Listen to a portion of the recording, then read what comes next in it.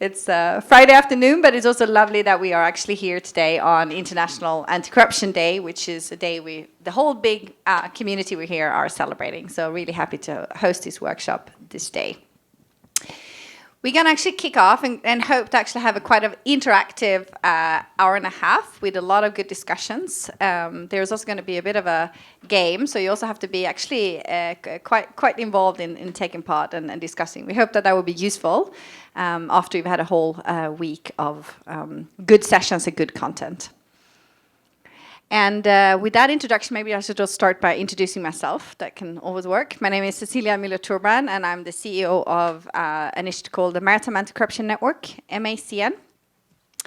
And we're going to showcase a bit on how we have worked on collecting data and why that has been so important. And I have experts in the panel from various parts of the world, which is fantastic, and various parts of expertise. And with that, I think we should just give a quick just round of introduction of the experts that we have here today. So starting with Gemma.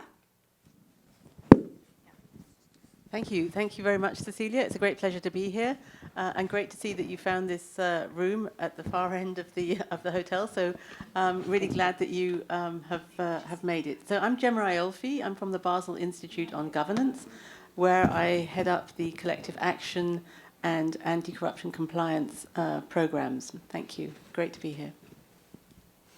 Thank you. My name is Olusoji APAMPA, and I'm a co-founder of the Convention on Business Integrity, an organization in Nigeria that works to reduce corruption in the private sector, but works with government and civil society as well.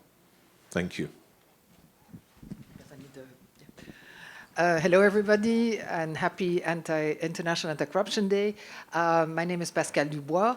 I worked in the private sector and then for the World Bank for many years, and now I mostly teach, and I'm involved with several anti-corruption initiatives, and I'm a huge fan of the MACN, and I'm delighted to be here with all of you today, and thanks for finding this room. Hello, everyone. My name is Uche Igwe. I'm Nigerian, but I'm based at Firoz Laji Institute for Africa, the London School of Economics. I'm a political economy analyst. I like to call myself one, but I have a PhD in political corruption. So I am a fan of MSCN, and I'm happy to be on this panel because I'm Nigerian also. This success stories are Nigerian.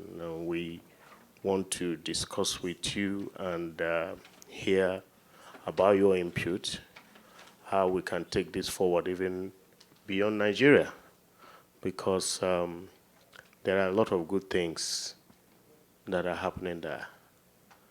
Yeah, so thank you very much. It's my pleasure. Thank you. So here we have a full panel of experts, and let me start by kicking off some introduction to this topic. So the Maritime Anti-Corruption Network started about 10 years ago, and one of the key pillars of how we work is that we started to collect data of corrupt demands in very early stages of our establishment.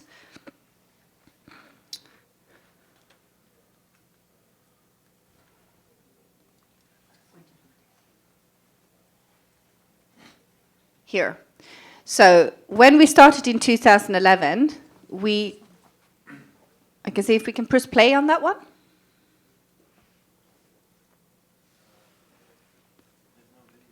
Oh, lovely.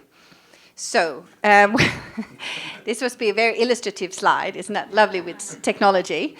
When we started to collect data about 10 years ago, it was actually a very simple exercise when we wanted to hear from corporations, from maritime companies where they were faced with a corrupt demand. We started as an anonymous platform, which meant that companies was just anonymously, I've been faced with a corrupt demand, what type of department was involved, what was the consequences for rejecting this type of demand.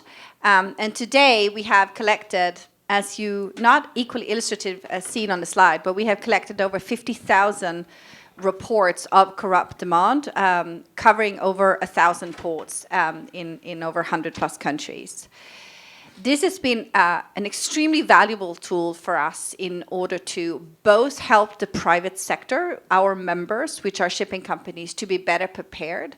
When they call a port, they will know what the potential risks are using data from the industry in better preparing. So is it immigration that could be a potential problem? Do I risk a safety issue if I'm going to that port? So it is that specific that has then been serving as a very important risk mitigator for companies. As another door opener, serving as a door opener, the data has also been instrumental in engaging with governments across the world. We have actually, with this data, been able to have very constructive dialogues, very solution-focused dialogues, because you can, with the data, show that there is a systemic issue that's going on, and you can really early on pinpoint quite specifically on what the challenges are. And of course, there's a lot of discussion. 50,000 incidents sounds maybe impressive for some, but we're also very careful to say that this is not of any form, this is not proof, it's an indication of risk. So what we want with that data in terms of the government engagement is that we want them to take the data to heart and really do their own root cause analysis for what are the consequences, what is the magnitude of this issue, please come in, magnitude of this issue, and what can we then do about it?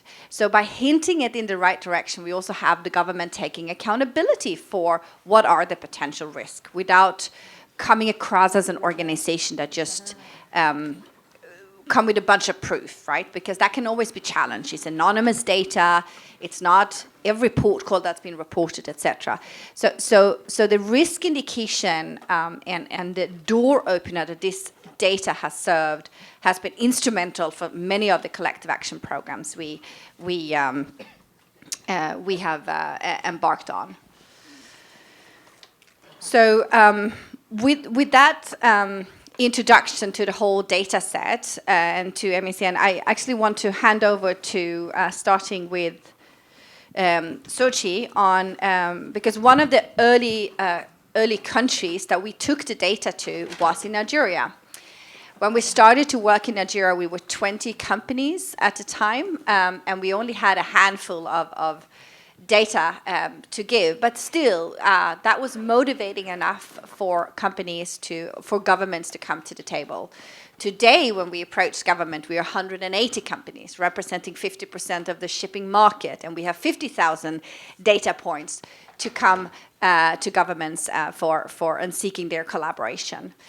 Yet, Nigeria remains one of our flagship examples, I would say, and also how we have taken that data further, giving ownership with the national government. So, I think with that, let's start to build on that conversation, Soji, for Nigeria, right? And why don't you start by introducing what you've done in Nigeria in terms of how you took it further with the National Port Index? Okay, thanks a lot, Cecilia.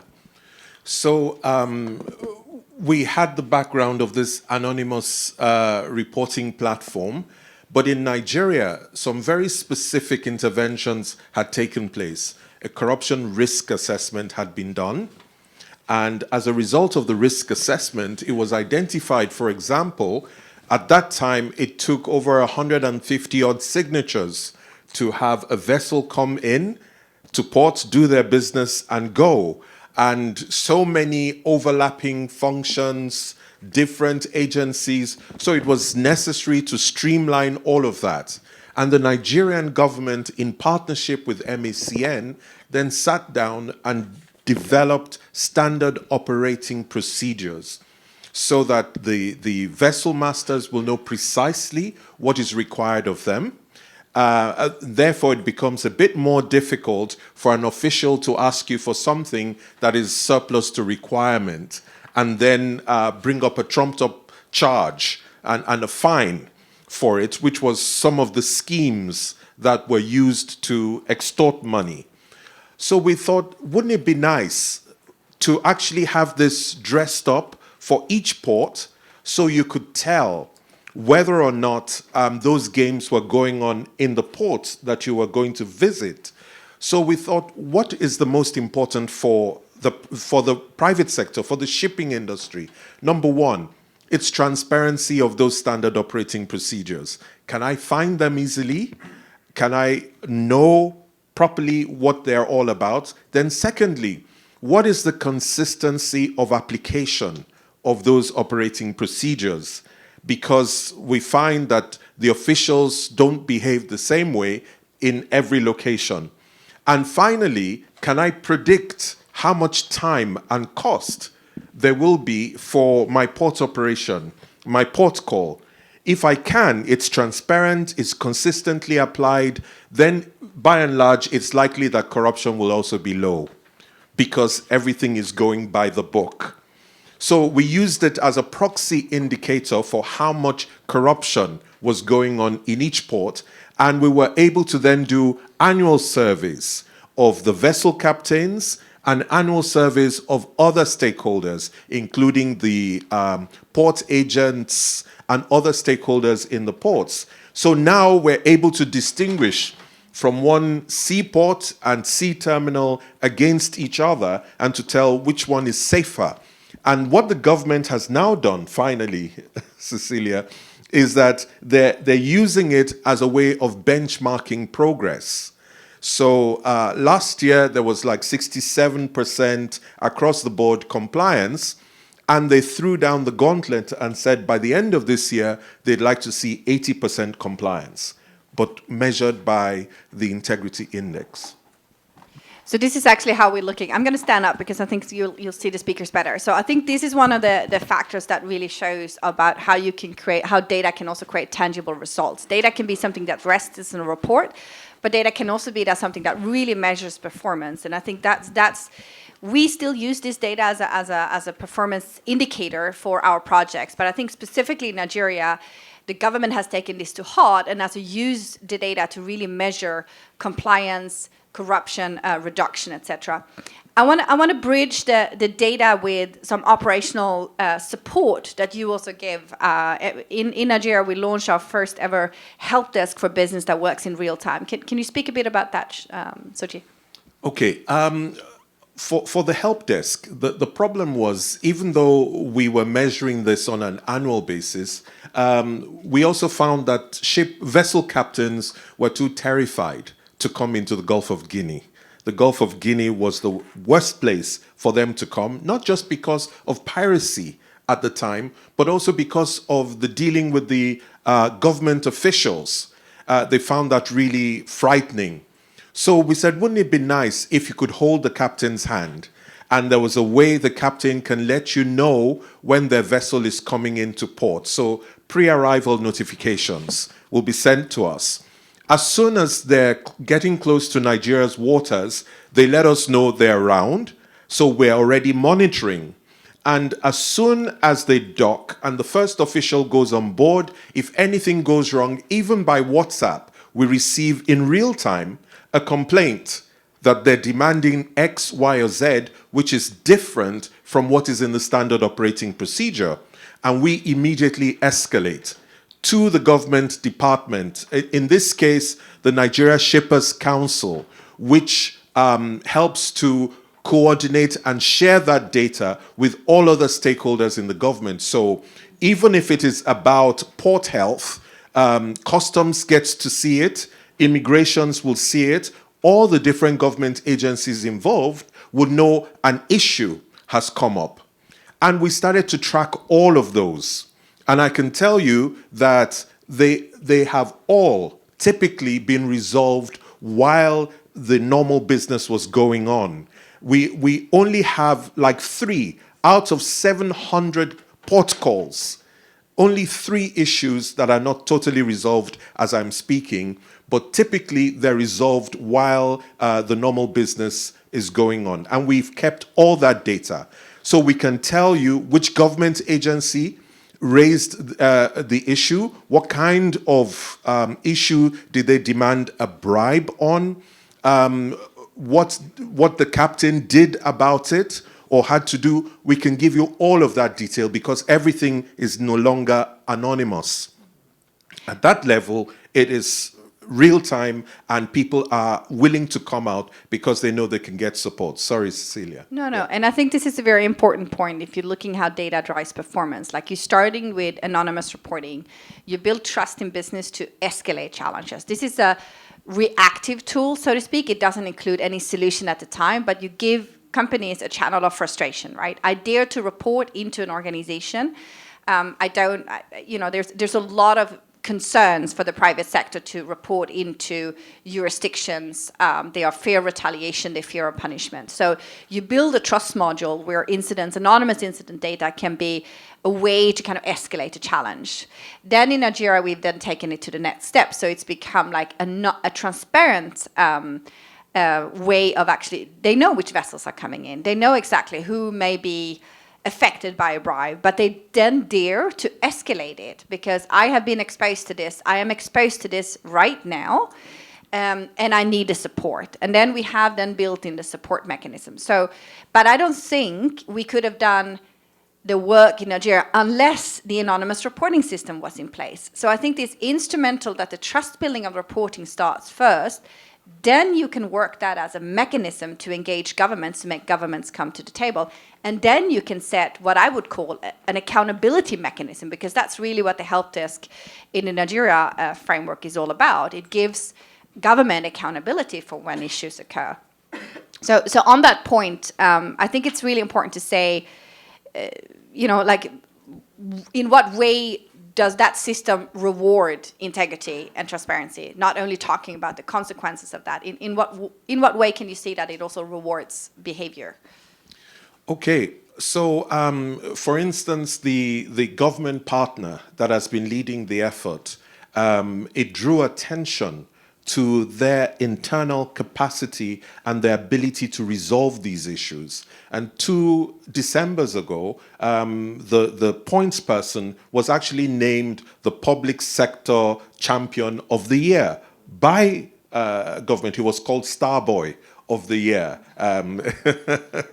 2 years ago. So that was a big shot in the arm for him. But the agencies as well that have been doing the wrong things, they have also come up for mention, but not as honorably. And so it is setting up competition between the different agencies because of the level of visibility goes all the way up to the presidency and also the ministerial level in the Ministry of Transport.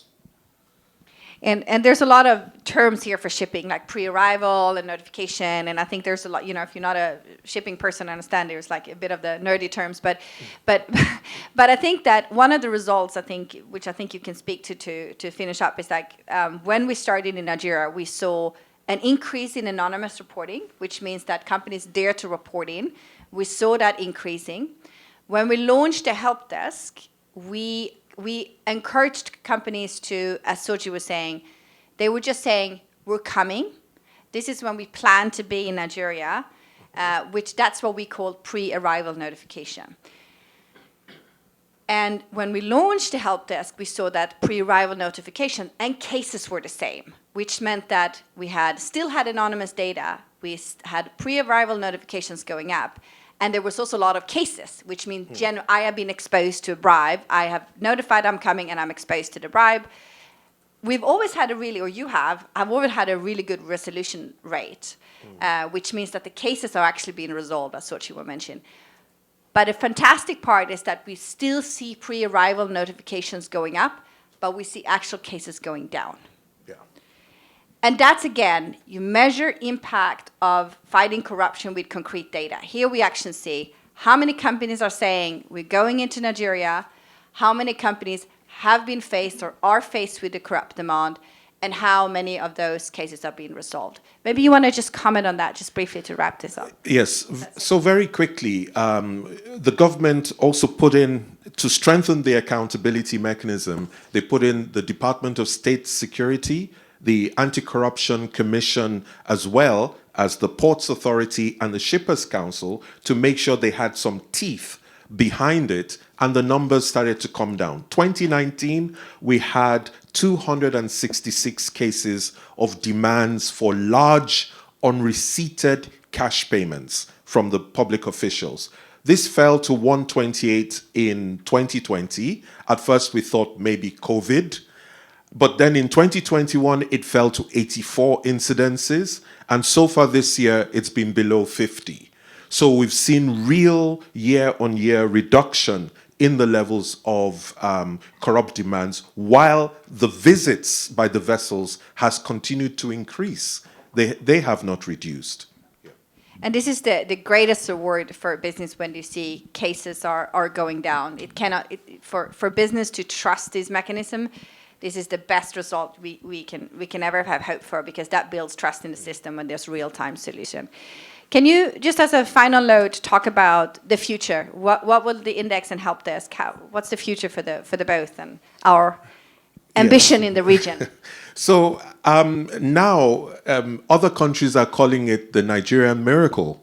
So before the war in Ukraine, certain aspects were being replicated there, and Egypt and India, Bangladesh, Pakistan, and so on. But now we want to take it to the whole of West and Central Africa, which continue to be a challenge for the shipping industry. But these are things that Nigeria was the basket case before, but now Nigeria is the miracle case, and people are trying to see how to replicate that across. And before leaving over to Pascale, I just want to say a personal reflection that when we started in Nigeria with 20 companies and the data set, everybody literally laughed at us and said, it's impossible, this will never happen, this will, even Nigerians said, good luck, So I mean, obviously, thanks to Sochi and his team, and Tugar, who's also here represented. So there's been a fantastic, national effort on this regard. But it's just, I also want to showcase that everything's possible. I think that's also important. I want to hand over to Pascale on the data discussion, because I know you're really passionate about that, and I think that's a great segue into, you've done you have a lot of good examples on how to promote the use of data in the fight against corruption. So give us some observations and helpful tips. Thank you. Thank you very much. So, and I think I know why that slide wasn't working, is because I added slides and then you turned it into a PDF. So the wonderful slide that Cecilia was going to show, I'm sure she'll put it on LinkedIn and Twitter, and then you'll see that wave of because it's a very good example of actually how to use data, and I'm so sorry I messed it up, by adding a few slides of myself. But maybe if you all go on LinkedIn, then you can send it to others, and many more people can see it. So the title of the workshop is how to use actually let me actually read it. Data and the future of collective action. How can data support collective action against corruption? So I started looking back and thinking, how have I seen? So I've been involved with anti-corruption since more than 20 years, and so at times, quite frankly, one gets rather despondent, right? And one is like, is it ever going to get better? What is this? It's one step forward a couple of times, it's several steps backward, which is why I have to say, that is why I am so enthusiastic about this initiative, and why I love, working with the guys, that are here. I'm calling you a guy too, and so, because once in a while you want to see something that is really working. And what's interesting is what is really working. Usually, you can't hide it behind esoteric and lots of lofty words, right? You can explain what you're doing in very simple words, because it is a very simple thing at the end of the day, and those are the things that are going to work. And there, I think data can be used in many different ways. And so I want to show a couple of. Let me see if this works. Let's not forget that these days, we're on International Anti-Corruption Day. Anti-corruption has become very fashionable, both for well-meaning people and, quite frankly, sometimes for less than well-meaning people. Right? It's become a thing that even the worst dictators now, are going to go on Instagram and they're going to post things like let's fight corruption, this and that. Now a lot of well-meaning people want to do something about corruption, and but they're sort of like approaching it from a distance, and should we do something? Should we not do something? People are sometimes rather nervous about it, Let's see if this works. No, can you help me with the slide? Yep. Thank you. Okay, and that is because, as we all know, and when you're talking politics or corruption or any type of of topic, people much more prefer comforting lies, right, than the unpleasant truths. If you're going to go to the CEO of a company and you say, I have a new idea to make, $1 gazillion, they're going to say, please sit down, have a seat, bring the band some coffee, bring the lady some coffee, and, you're going to have a long conversation. If you're coming in and you're saying, we've got a problem with corruption, they're sort of like, I don't know what to say, right? So their data can help a lot, and we'll talk about how that is, yeah. And so here a word got dropped, but it's, in fact, it is the power of coordinated efforts, through collective action. I think, I can't remember where I got it from, but I think it shows so well, right, why, and this is, to Gemma, and all the work that the Basel Institute has done, the moment that a bunch of well-meaning people coalesce, when they work together, you can really make a huge impact. Next slide. And so the data highlights the issue. So if you're, I often had it like, when I first started selling, quote unquote, anti-corruption as a subject, I would come up with what I thought were very good arguments. I mean, invariably, I swear, people would just like, especially after lunch, like sleeping, and I just would not get, people's attention, because if you're conveying something which is difficult to accept, corruption, again, is not something that people are happy to hear about, right? I could say something, right? And like I said, not much enthusiasm, or I could come in and show something, right? And if you show data, the data is irrefutable evidence, right, that something is going on. You can go to, name a country, and you could sit in front of, the ministers of finance and, those types of the Maritime, higher ups, and you could say, I think, you really got a problem. Like, yeah. But if you go in with your data, right, whether or not they're going to, they may say that data, well, some of it is blah, blah, blah. But the thing is, you come with data, and it's irrefutable evidence that there's something there. And people have to pay attention, right, if you come with data. That then will prompt people into action, and I think MACN, again, is a very good example of that, right? And that then will allow prevention for the future. And then if you also then measure your preventive actions, this is really where you get, good results, because what gets measured gets done. Next one. So data helps to give credibility to whatever message you're sending. So this would work for these types of initiatives, but quite frankly, this works for any type of initiative that you're advocating for. Whenever you say something, you want to be prepared to actually show something. Data, and then it could be regular data, or it could be data that has been transformed into pictures. Next. So we were talking when we were prepping, how do you start with this, right? Because when you start with capturing data, what data are we going to capture? And I always think, the best way, just get started, right? And get started by capture everything inside. Every single data point that you have, you don't know in advance how it's going to be useful, right? Start capturing it, and then, many years from now, you will see certain trends, and it will sort of develop, itself. But the whole point is one day you start and you say, okay, let's capture the data. And so, for instance, in the enforcement arena where I used to work, people tend to focus. Look at the graph on the right-hand side. And the little dots at the end are the data points that are used to actually make a case. But in order to make a case, look at the allegation. At the time of the allegation, and it's allegations, right? Because it's several allegations, maybe one of them is going to become a case. So if you take all the intel that comes into any office, whether you do enforcement or any type of office, take all those tiny little data points, start putting them together, and over the years, things will come to light. Next. So I always love. I was looking on the web for data and file rooms and things like that. We're living in a very good age to do something with data, right? When I first started working, many years ago. there was no way, you had no database, right? So all the data points were in people's brains, and as long as they didn't retire, that was fine, right? And as long as they wanted to share with each other, right?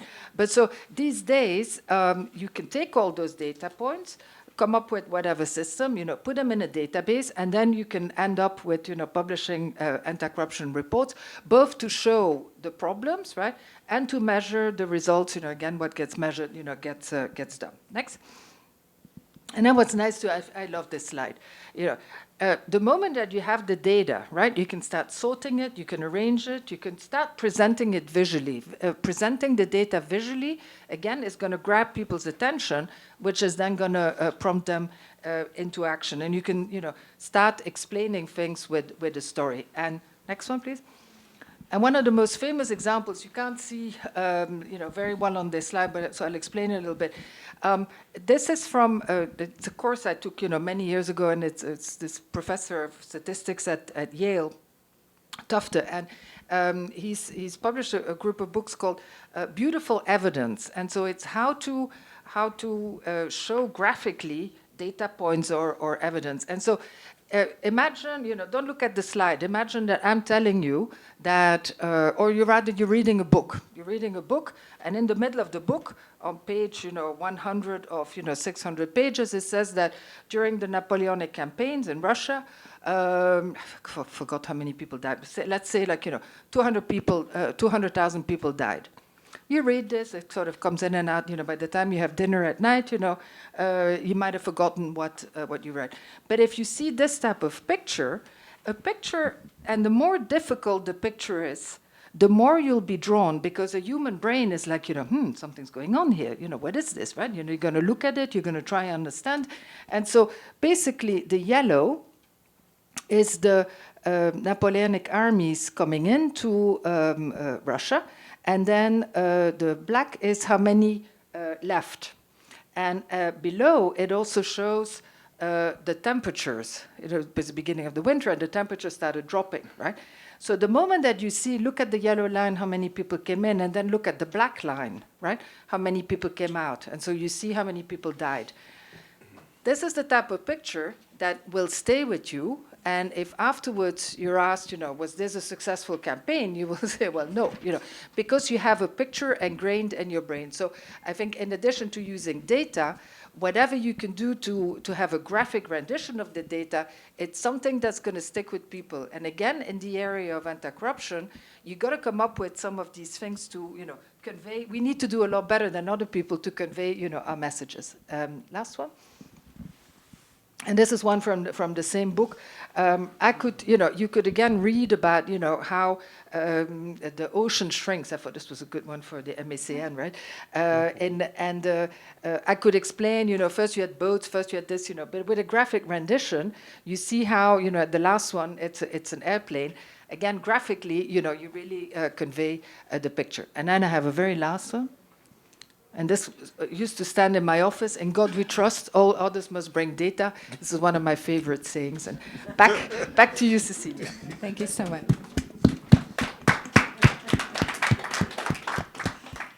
Thank you so much. So again, different perspective how important data is and on a broader scale. And I think there could just only be more input on anti-corruption data because it's difficult data, right? So I think it's important we have these conversations.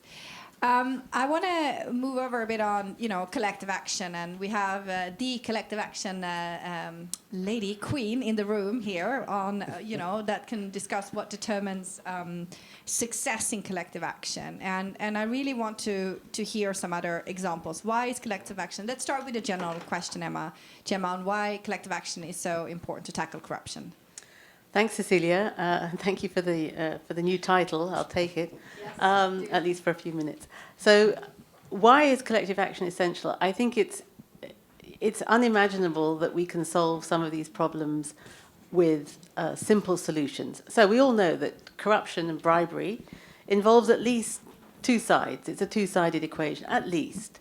And behind that, there are layers of complexity. There are networks that are encouraging the demand for bribes. There are business pressures creating the conditions for people to pay bribes.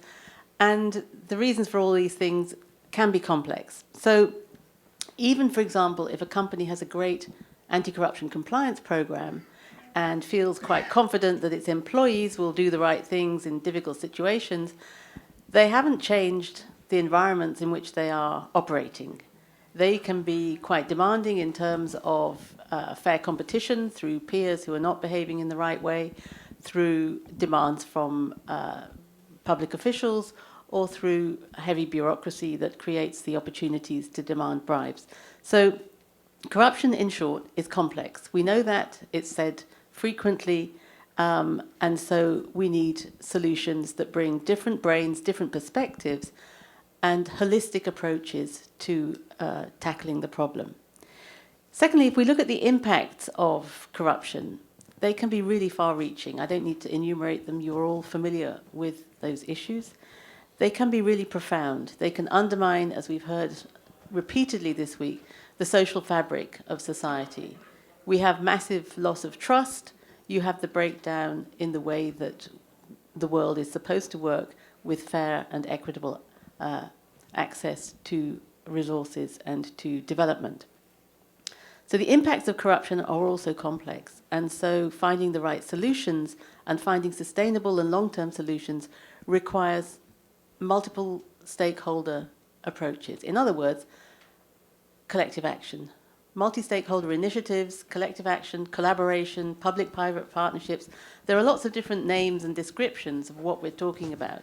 But basically, it's the idea that we need to solve these things on a long-term basis and in a way that works not just for one section of society or for one group, public versus private, whatever it might be, but for everyone, because we're all in this together. So solutions, the impact and the complexity of corruption require holistic approaches that really engage with everybody who needs to be part of solving it in the long term, I think. So there is no other way than collective action. Just to add, in our conference earlier this year, we had from the Supreme Audit Institution of Chile, and they said there is no other way for Chile to solve its corruption problems than through collective action. And I thought that was quite a brave statement, but a great commitment and a recognition of what they really need to do. I'll stop there. Thank you. But coming into data and collective action, which is the headline of this, why is that so important? And what do we see out there on other data-driven collective action? Or why don't we see more data-driven collective action? Okay, lots of questions in one there, I think. But let's see if we can unpack this a little bit.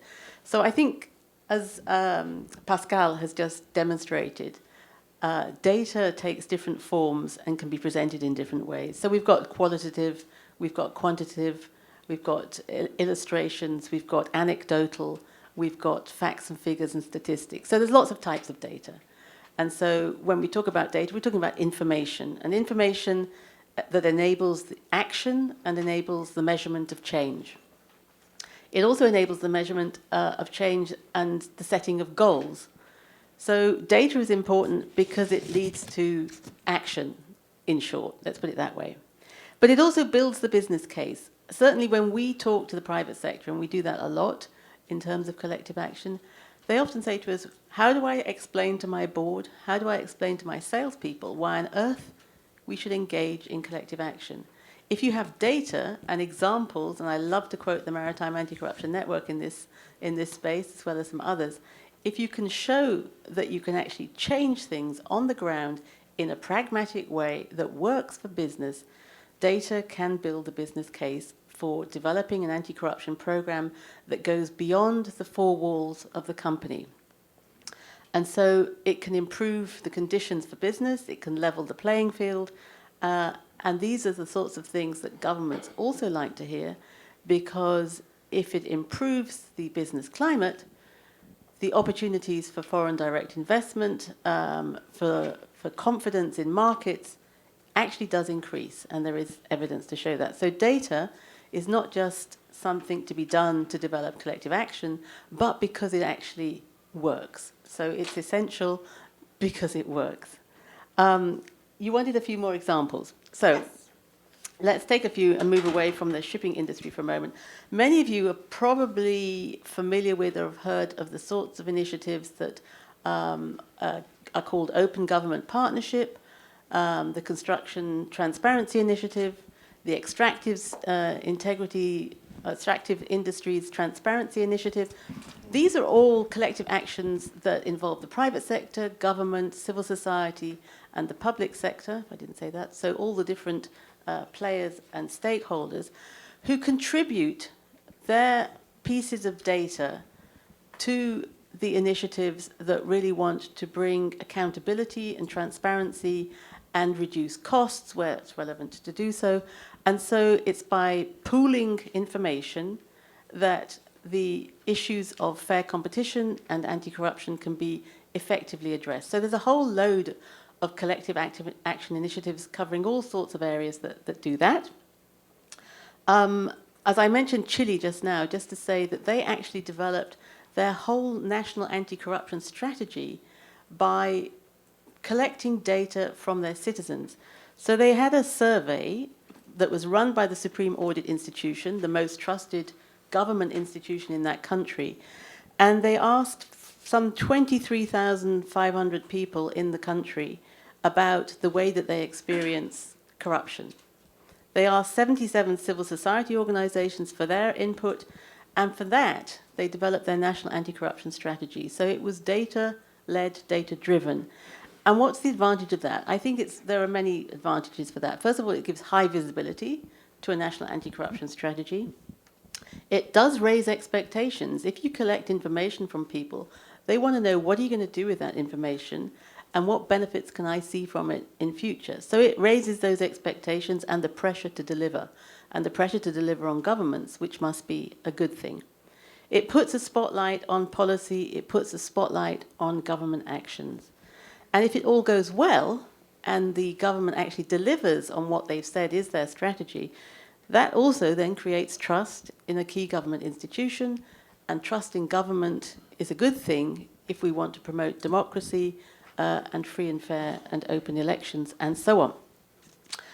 All of this also helps to insulate progress against political backsliding, because as we all know, the world as it is at the moment is full of political backsliding, and new governments come in and say anti-corruption is our mandate and that's what we're going to do, and a few years later we sometimes sadly see things heading in the opposite direction. So by having citizen power driving some of these national anti-corruption strategies can be a good way to leverage data in a way that creates a robust approach to long-term strategies. The other, I'll just give another one, or do you want me to stop? Okay, so another example, I can go on for quite a while here, but I don't know how many of you attended the session where the World Customs Organization spoke in the last few days and presented a really interesting development that they've been working on. So the World Customs Organization is, for want of a better phrase, an international organization that brings together the customs administrations from around the world. And over the last few years, they show an interesting way of developing an institutional approach to tackling corruption using data. And what they've done is they took their constitutional document, which is the Arusha Declaration, and turned that into questions for a survey, questions both to customs administrations and also the private sector. And they piloted this in 23 countries and have used surveys by literally going to the ports of entry and asking questions to both sides, customs administrations and the private sector. And in this survey process, they've collected something like 600,000 data points. Their samples have been pretty robust in terms of size.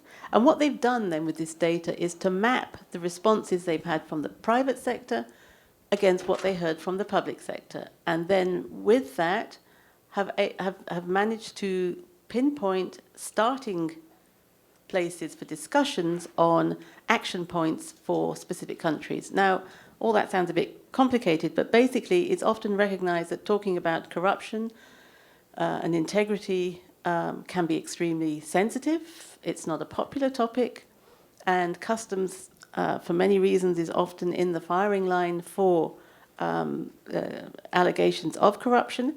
But if you can bring together, as it were, both sides of the equation, so freight forwarders, agents, shipping companies and so on, to map the issues together with the customs authorities, then you can perhaps have a starting point to acknowledge what's working well, and you'll usually find something as a starting point to say, we're doing okay here, before you move on to the maybe more challenging areas of what really needs to be tackled and how can we do it.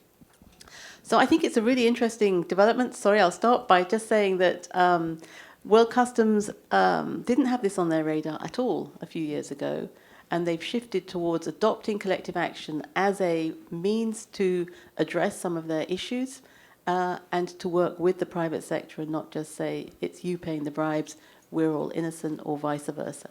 But I'll stop there. There's lots of other examples, but there's a few. Gemma has a whole book of examples, which is lovely, right? And we need much more of these good examples, actually. I want to break the conversations a bit because you've all been sitting for a long time. There are a lot of sessions. It's Friday. So we're actually going to do a bit of an exercise now, so get people to talk to each other. So I'm going to hand out a couple of cards, and I'll give you 10 minutes to talk about these topics together. So you're not going to get a homework on it, but I'm going to take out some tools. So you guys talk to each other about this question? Guys, you three? Three of you? Can you stand here, the three of you? 4 or 5, here?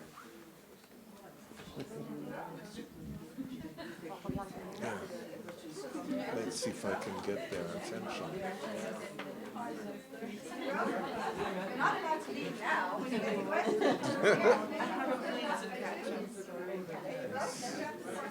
Thank you. So we're going to spend 10 minutes now to talk to each other.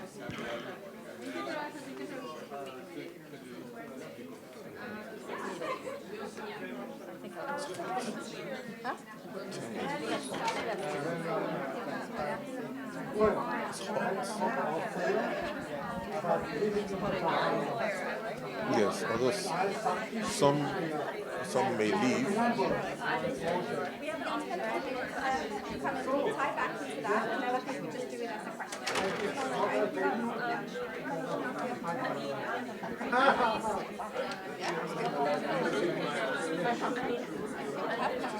Save the cards. No, I said when I did it, I was like, I'll save the cards. Because we need it in all of the sessions. Very long session.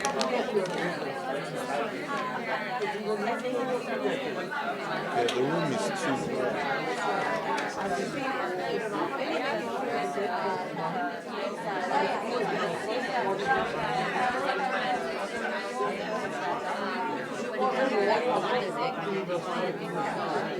No, but they can control it. They can control the air.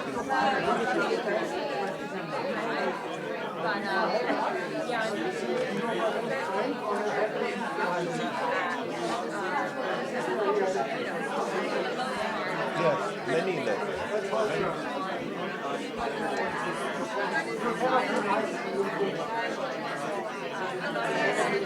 And it's too hot.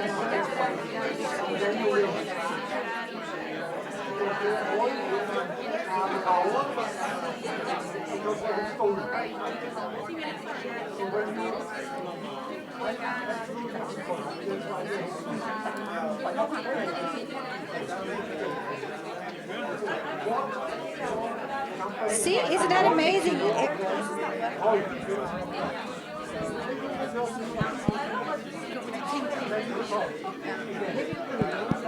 Yeah. Look what happens when you get people to have conversations. Jeez, now it sounds really loud. That's really good.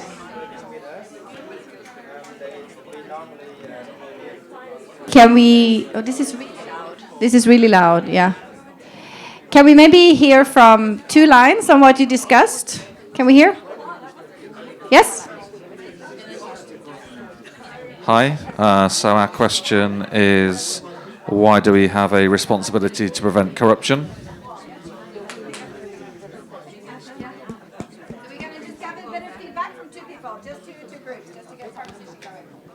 You've created a monster. Yes, isn't that lovely, right? A That's good great. monster. Yeah, so our question is, why do we have a responsibility to prevent corruption? So thank you for the easy question, genuinely. So, well, corruption is bad for society, so it goes against a rules-based society. It undermines fairness in commerce. It undermines the flow of funds. It provides barriers to entries for other businesses. Prevents the flow of money to the workers, so it leads to exploitation, criminality, and fundamentally can lead to the breakdown of democracy and undermining of society. So, I think no one disagree with you there. Do we have another question on another card that people discussed? Yes? Yes. People in the back? We have a question over here. We have a question over here. Is if an efficient payment has occurred, how do you handle the incident internally? And we are here actually from different countries, but I think the answer is almost same. It depends on the law that like of the organization. So if we face such issue, we have to return back to the law, the outline of the organization, forward what happened the case to the legal department, and they are doing the investigation, and then based on their decision whether they are going to solve it internally or forward it to an external organization. It's almost the same, answer for all the people over here. That's great. 3 countries, 3 different. Do we have a third one? Something that wasn't discussed? Yeah. Yes, lots of questions.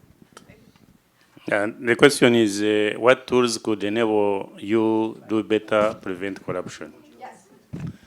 And our discussion here focused on online reporting systems developed for data capture and analysis, so that even the data that is captured there can be analyzed by the system, and then you get a result out of it that action can be taken. A good quote on the theme here.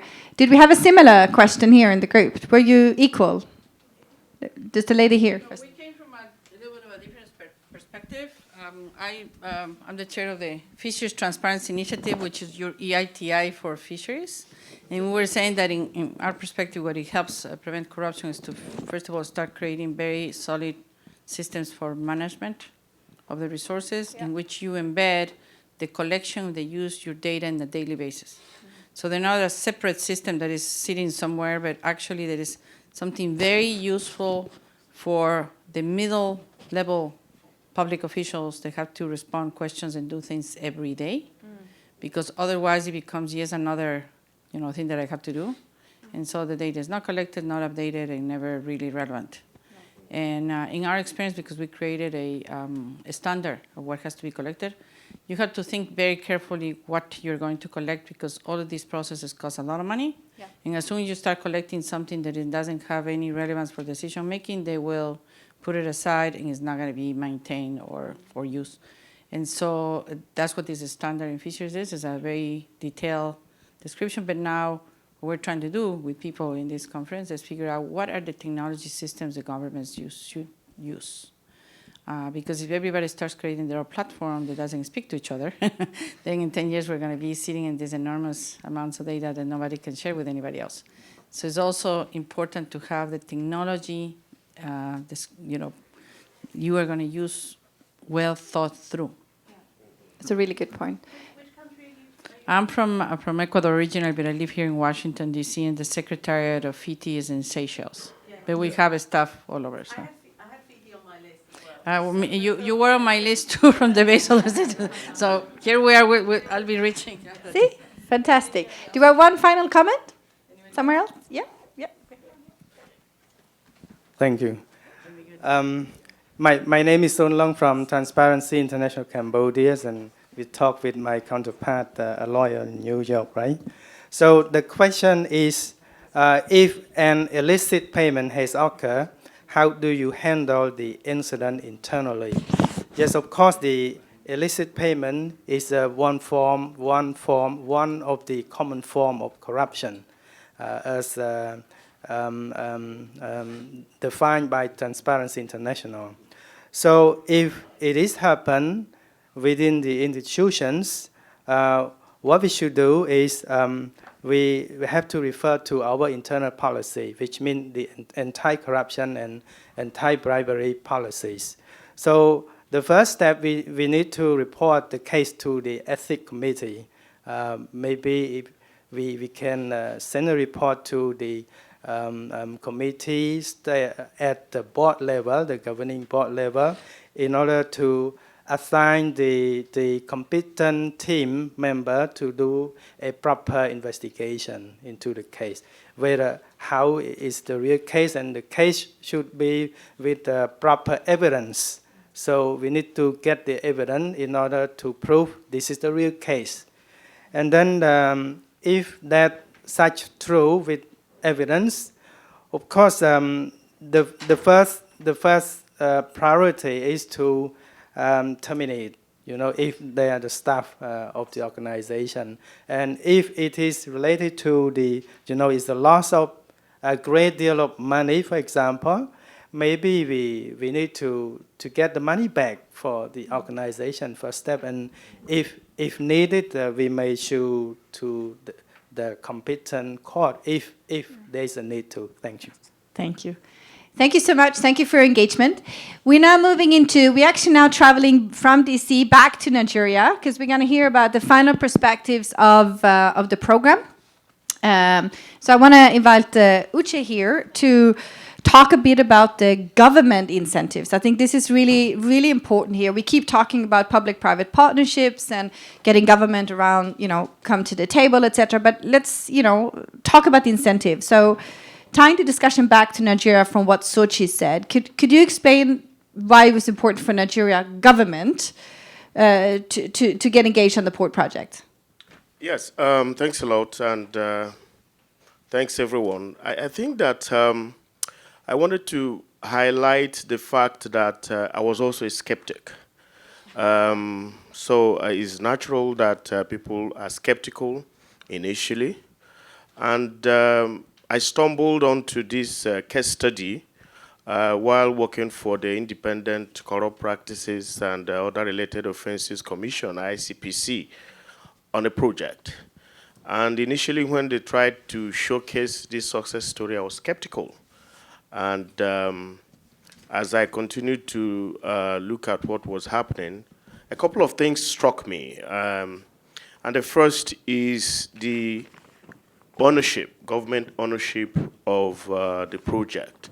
Because when you see success stories like this in a politically charged environment like Nigeria, you begin to worry about the next election, the next administration, and all of these. Can't it be all reversed in one day? But you see, the complete ownership by government agencies among themselves means that the project is somewhat insulated from politics and the next administration. So what it means is that sustainability, as it were, which was my initial worry when I heard about this, is taken care of. And that's my first point. And the second point is about the partnership with amongst government agencies. And I like competition you referred to. But what attracted me more was the collaboration. 14 government agencies who, by the way, were at cross purposes for several reasons at the ports.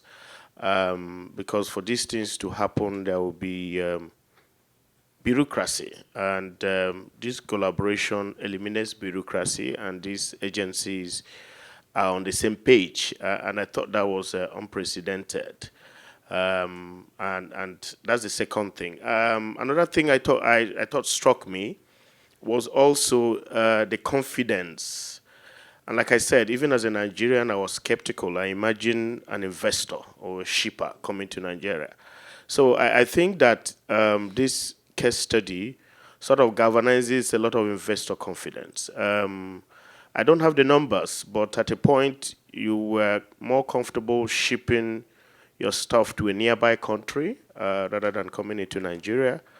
And you cannot, even if you try to come into Nigeria, you cannot predict how many weeks or how many months. Probably if you want to drive your car next December, you start shipping it by January and all of that. So, but I think that what I found myself is that there's a lot of predictability in the sense that people who are shipping their cars from the US, for instance, you can say, okay, if you do it by X time, you probably drive your car by so time. So you can actually ship your car and start traveling home, believing that you're going to drive your car. So that predictability and investor confidence sort of struck me. And another thing that struck me is the prevention part of it, the corruption risk analysis. And again, ICPC that I worked for at that time, they were focusing a lot. ICPC is the anti-corruption agency. They were focusing a lot on prevention of corruption, and they were regularly conducting what they call corruption risk analysis, by the way, which also threw up some of these issues initially.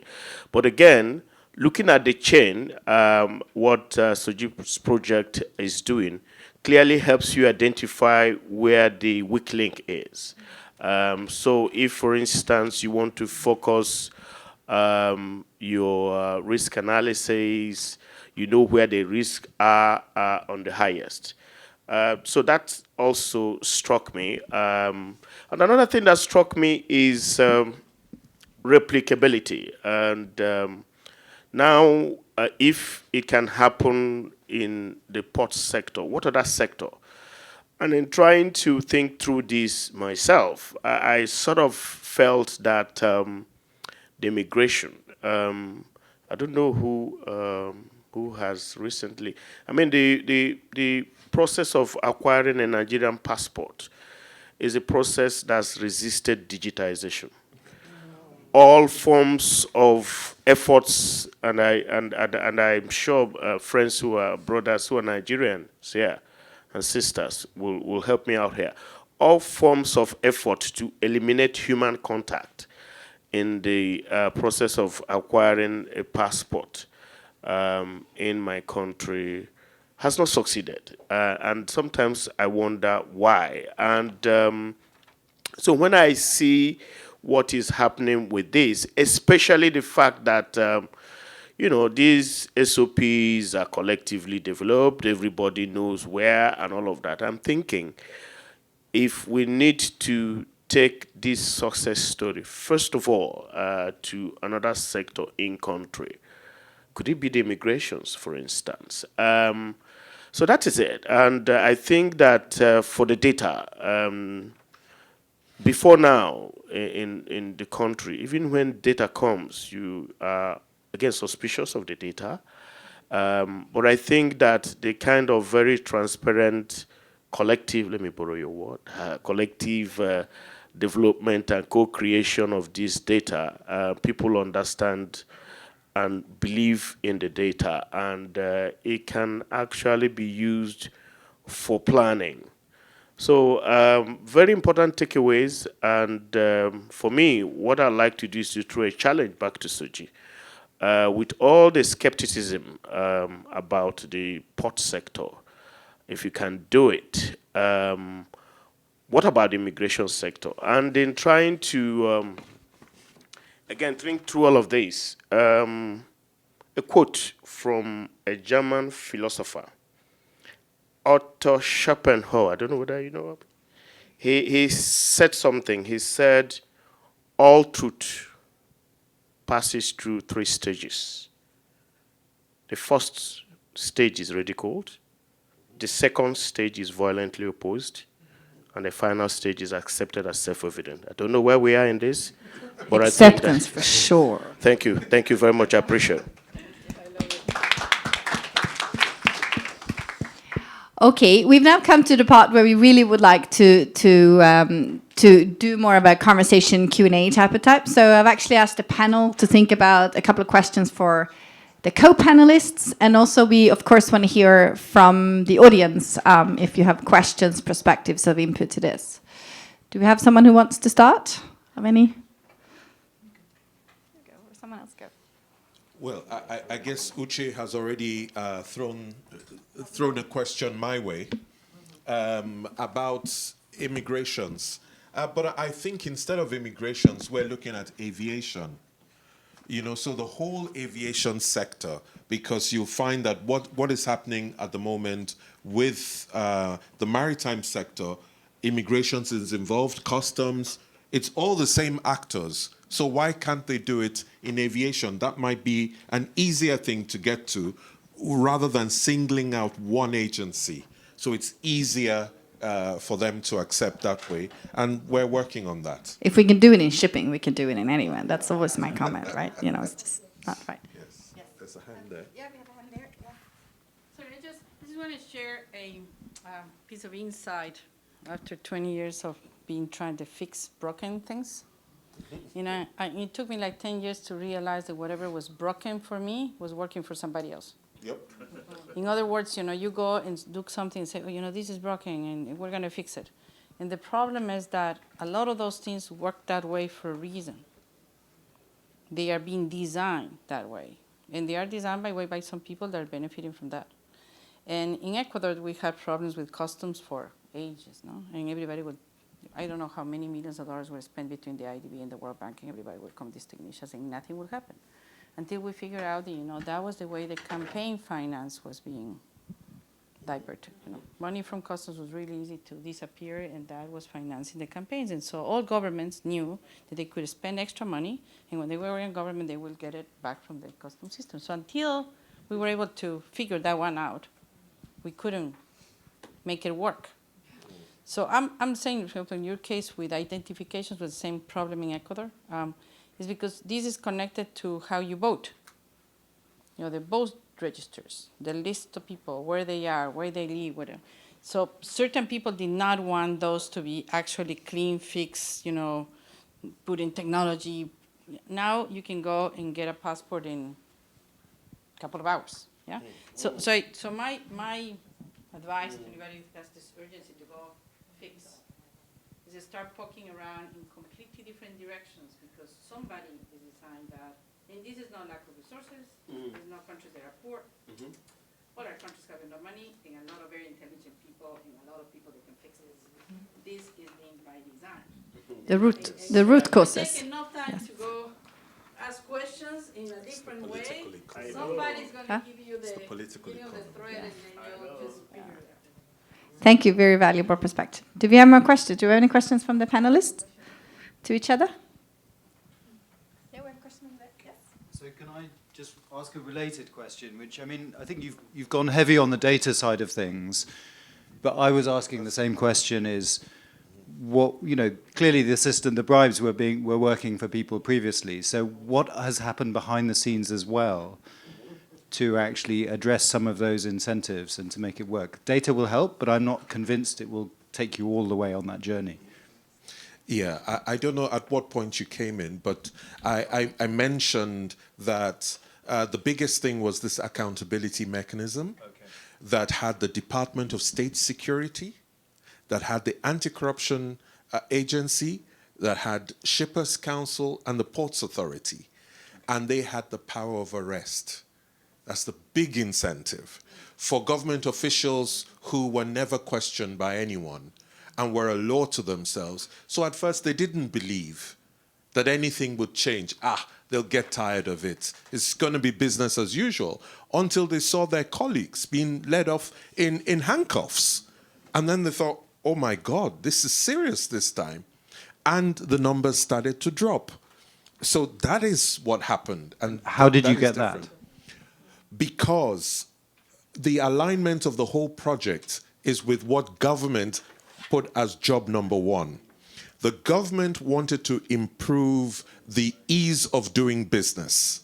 And so they didn't realize that what they were pushing was being undermined by some of the public officials. Now, because it was a stated directive, number one policy for the government, they were willing to actually do something about those who were subverting what they were trying to achieve. So it's that alignment that actually did it. And I think Sochi, also on that point, I think is also at the same time as this was really taking effect, there were a lot of communication done from our side to say that, you know, private sector, now the Nigerian government is taking this seriously. So now, I mean, there is a bribe demander and a bribe payer. I mean, we have to recognize it takes two to tango. So we were also equally doing a lot of communication to say the Nigerian government actually means business here. So you cannot go and behave as usual because there might be consequences on your end, right? Which is fine if you're sitting on headquarters, but when you have captains who've been sailing in these markets for 30 years who have been having really bad experience, are really frightened to go to this region, I would say, it also requires a very clear line of communication. There is support, but it also requires a certain type of behavior. So I think that was also done simultaneously, again, trying to create accountability on both sides for getting results, right? And this is the behavior change that we talk about. I think we can measure any type of training, which I think is a very loose way of measuring effectiveness of anti-corruption efforts. I mean, it goes into what is the behavior, when is that coming, and how will you measure that? And I think that's where a lot of companies and government are still challenged, right? But it was just one aspect of how we did that. Yeah. Maybe I can just add to that, because I think it's a great question, but I think it's also recognizing a couple of things. First of all, that collective action isn't going to solve everything, but let's back up a minute and think, how do we get to the point of deciding to do a collective action? And what we've seen in discussions with lots of actors and stakeholders is that really understanding the context, understanding what drives the whole issue of corruption in that particular sector or that particular area, like you said, from the use of political money to fund the next election or get repayment from customers, it wouldn't be an obvious link necessarily, but really understanding that political economy, understanding what the drivers are, what the social networks are, then you start thinking about who are the stakeholders we're going to need in this collective action. Maybe in the first level, it's here at the fixing it with the public-private sector, but behind that, you do need maybe more initiatives, different initiatives. That's why we, you know, as you well know, corruption is complex and it needs multiple approaches. And so there isn't one collective action initiative that's going to fix a particular thing, but it's the start in, if you like, a snowball effect of bringing in what's needed to address it. So really understanding, you know, who's demanding and where's that money going. Is it just within the local customs office? Is it up the port authority chain? Is it, you know, where is the money flowing to and from? And is that as a result of terrible salaries? Is it because, you know, who knows what it is, right? There's all sorts of reasons and drivers for this. And understanding that can help to understand what policy changes need to be done and where can collective action actually help. Last question, if I may. Given that complexity, how successful have you been in other countries? I mean, I think we've moved. I mean, Nigeria is definitely the country where we have moved the furthest in terms of accountability on the government side. Our methodology remains the same. We've had huge successes in Argentina, for instance, had a bit of a different, touch to it, but in the end, we managed to get regulatory changes in effect, and we saw a 90% drop of corrupt demands on a specific trade that is massive for the Argentinian government economy. Sorry.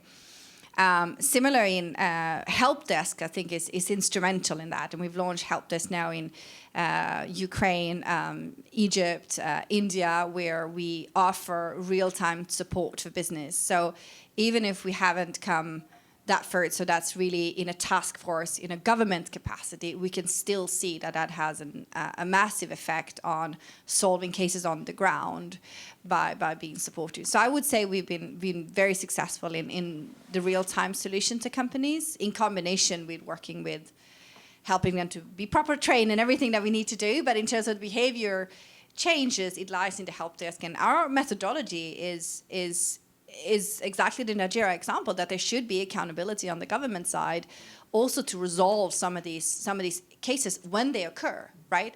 Not after, not if money was paid, or not if there were, money asked, like then and there, right? And then you can look at accountability in that sense. But yeah, no, we've seen multiple replications of this module. Another question? Yes, I just want to have some clarification between this approach and probably a whistleblowing sort of project. Mm-hmm. Is there any difference, or is the same thing? Whistleblowing policy or whistleblowing mechanism? Yeah, I think there are a lot of differences in that. But Sochi, do you want to speak to that? Yeah. Yeah. This doesn't require a whistleblower. This is operational. So as it is happening, as a matter of course, the government and the private sector have agreed the standard. And the government has said, if you find any of our operatives not living up to the standard, please blow the whistle. But it's not the same as whistleblowers leaking documents. No, it's not that kind. It's that the government has already told you you need, say, 6 signatures on your passport. And you have the 6 signatures, but somebody's telling you that there ought to be a 7th one and wants to fine you for not having a 7th one, that you can immediately blow the whistle and say, no, you're not going to pay, and they will come to your aid and defend you right there and then as it's happening. So which is very different to a whistleblower situation, which usually involves people who want to continue with wrongdoing. You've tried to speak to them, they won't listen, you have to leak it to a third party. No, it's not that sort of situation at all. Yeah, I support that. I think it's on the operational part. Yes? Thanks. Yeah, I'm also interested in understanding a bit more sort of the circumstances that allowed this success to happen, and maybe one way to bring, because also a while ago I worked in Nigeria, and I think if I just had heard the proposal, I also would have felt a bit skeptical. So I find this really impressive, and I'm wondering, right, if this had happened, let's say, if you have tried to do this 10 years earlier, right, would you think you would have had an equal chance to success? And if not, what made the difference? Was it the right time? Was it the right tech level, or what was it? It was 10 years ago, actually, but yeah. I mean, then but training, dated back another 10 years. Yeah. No. I mean, again, I can let the Nigerians comment on the timing of that, because you are experts of your country, not me. But when we started, I think there are really key things to why we have measured the success. First of all, we come with a private sector voice. I think this is really, really important, that governments feel that it's important to speak to us. Even when we were 20 companies, it was important, because we had good names in there that made an impact on their economy. I think second was that we try in our methodology not to push corruption so much. We really talk about the consequences. And that's where the sector-driven approach is so important, that we tab into the government's priorities. I think I was saying in the plenary yesterday that the importance of tabbing into that government's promises to the people or in their election. Like here, it was, the over-reliance in petroleum progress, the diversification, diversification, why did I choose that word? Diversification of trade that really allowed us to, if you want this to happen, this cannot keep on happening, right? And that's a model we have replicated. It was the same in Argentina. We said, like, if you want all this enormous amount of grains, which was like commodities going out of Argentina, this cannot continue.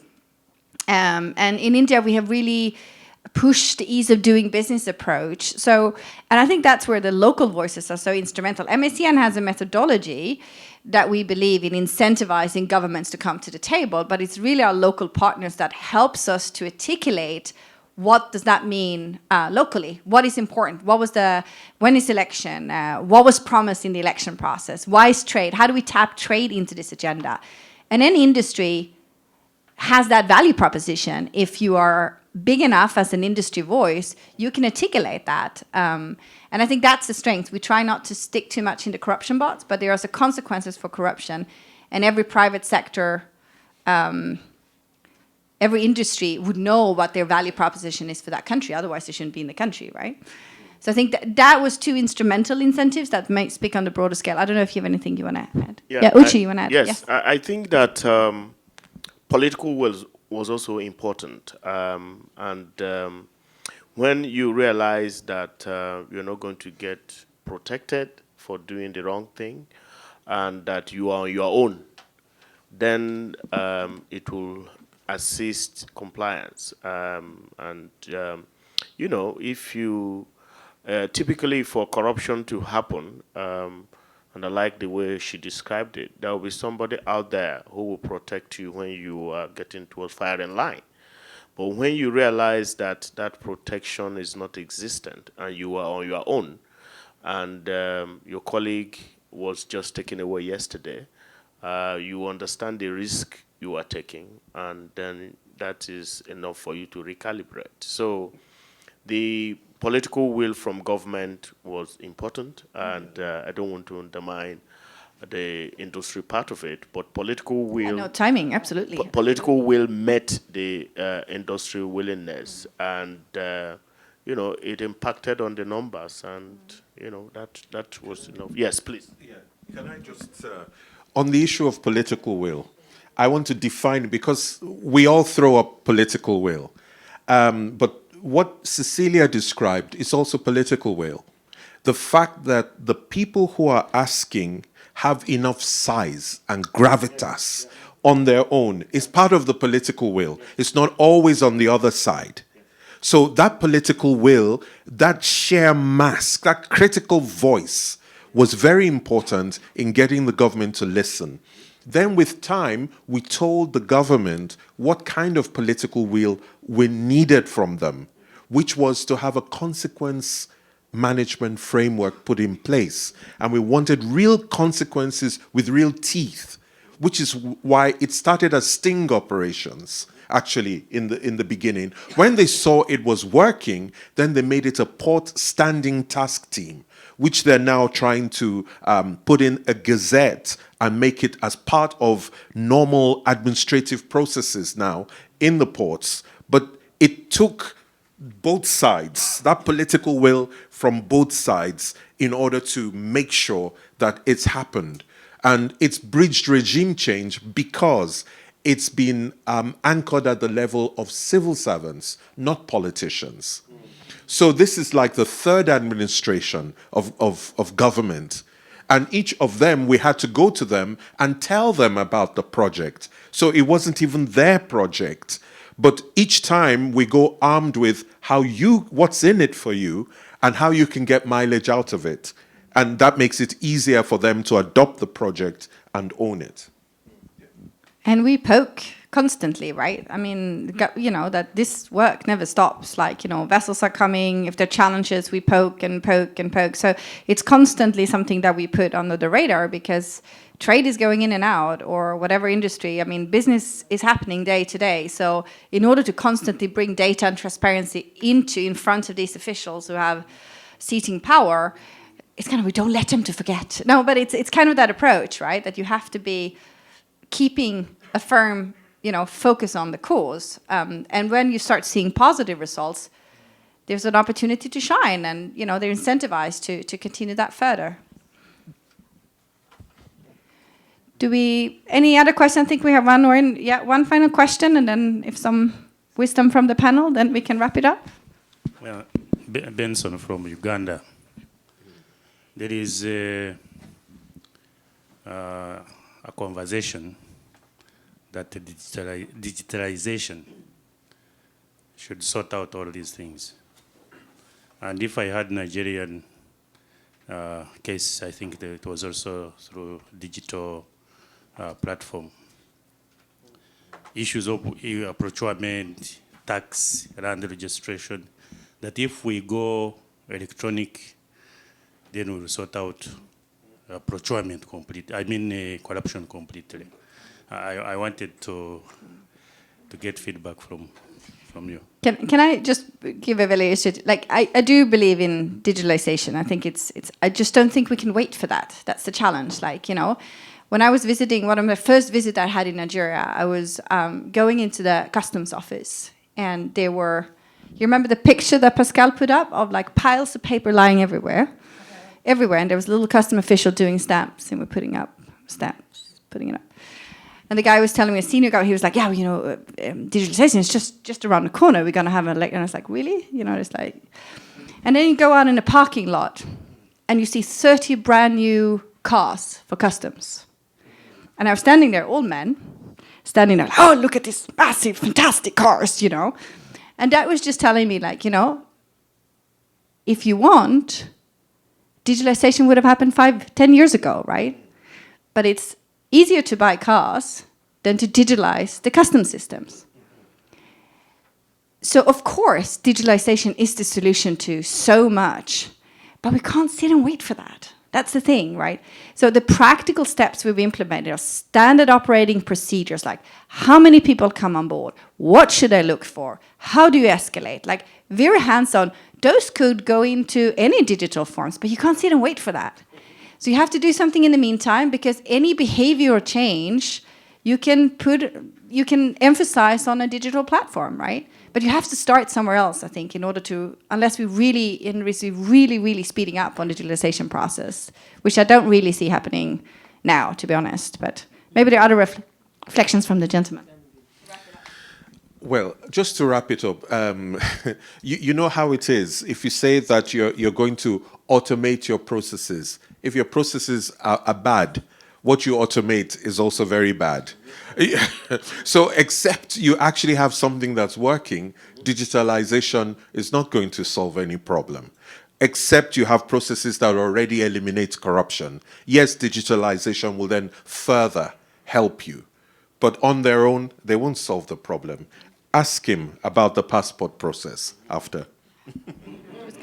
I couldn't agree more. I mean, your IT system is going to be as good as the paper system which you used to have. I think you first have to have your procedures, right? And then you turn your procedures into an IT system. One, because then they're really going to work for whatever it is that you need, right? You know, to a point well taken by, you know, the ladies from lady from the fisheries project. In addition, from a very practical point of view, you'll be in a much better position vis-a-vis the IT guys or ladies, right, that are going to design your system, because they speak a very different language. And so I've actually had one experience one day where we were able to get out of a contract with an IT company, because as soon as the IT company was hired, they came in, and the first meeting that they had was like, okay, so you're paying this much for this system, but we're not going to do A, B, C, and D.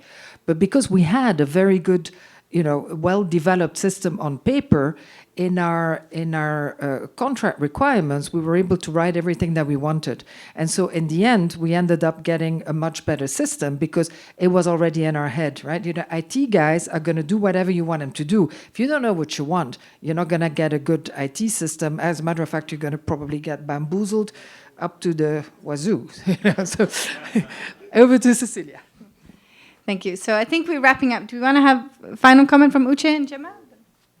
Okay, I think that this is self-evident in terms of business case for anti-corruption.